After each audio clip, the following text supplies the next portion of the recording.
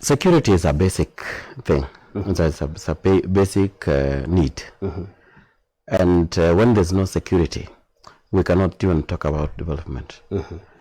And it is really disheartening, it is dismaying to see that the issue of insecurity has been a perennial issue in Baringo North and in Baringo South, and also in parts of Elgeyo Marakwet. Yeah. Security is supposed to be a national government issue, that the national government must guarantee security for its people.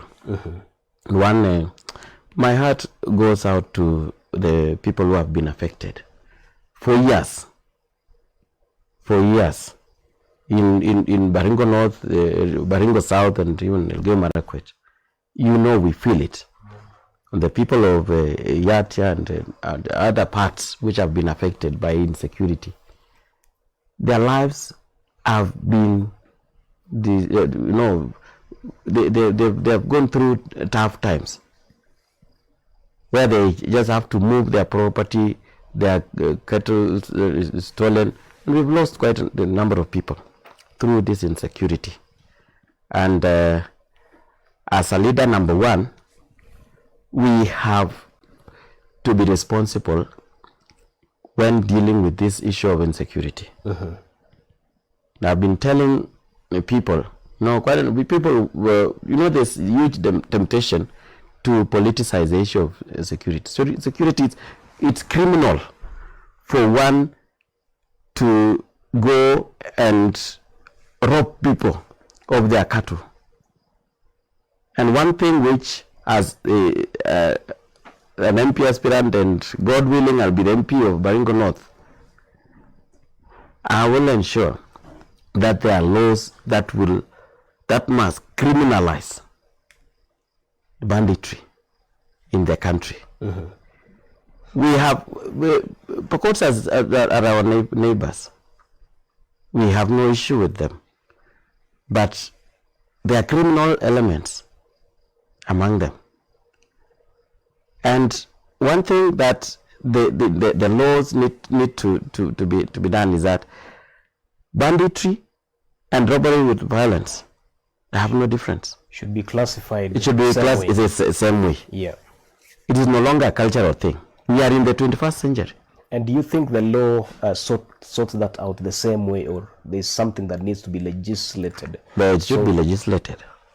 So if today it should be legislated and should be done carefully, because neighbors must coexist, and neighbors must stay with each other the way neighbors are required to. The ideal bit is that when there is a conflict, it must the first step is to find a solution within among the people that are involved. Yeah. But right now, when it has reached a level where bandits go with guns and just cause mayhem and fear and despair in the villages, that is unacceptable. So when you say you want to legislate, what aspects of legislation would you want to look at, aside from just the gun ownership? One, or the criminality that comes with people owning guns and using them in the wrong way? One, I support the disarmament. The people who own guns illegally, they must be disarmed. Yeah. And I support the government moves. The operations that are undertaken by government to disarm bandits must be done, and must be done very well. So ile tu ya kupitia juu, it should not be a PR exercise. And must be done very well. And also, if that is not done, then the government should guarantee proper security, because there are people who own guns in the villages there. It's illegal, which should not be tolerated by a government and anyone who wants people to live together in harmony. Hata kama kuna mifugo, people must respect other people's property. The primary role of the government when it comes to issue security is to protect yes, the citizens and yes, their property. Yes. So here, people are getting affected. They get to be harmed. Yes. Some get to lose their loved ones. Yes. And some even lose their only source of livelihood. Mara nyingi ni hao ng'ombe na mbuzi wenye wanaibiwa. So here you've lost a loved one, you're losing property. So what kind of legislation are you looking at to sort out these losses that people are suffering? Yet the role of the government is to protect these people and their property.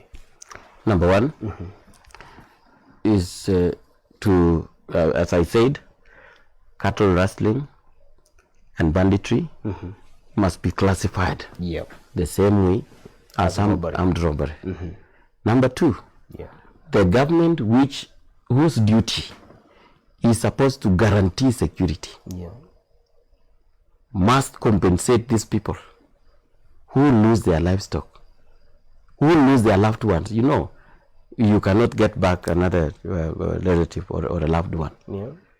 But there should be a way in which these people also should know that the government is with them. Up to now, the way things are, the people are on their own. See, there's something quite unique in Kenya.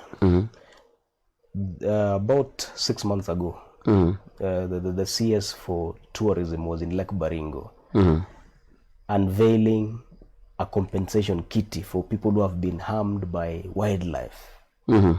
So ukiumwa na nyoka, you are compensated. Lakini ukipigwa risasi na binadamu wenzako, nobody within the government really cares. And I think that your thought of bringing a legislation that makes or rather compels the government to compensate these people is a good thing. Yes, yes. In Baringo South, where I come now, as I said as I began, we must remove the political element, the element of politics and where people want to get popularity through the wrong address of this issue of insecurity.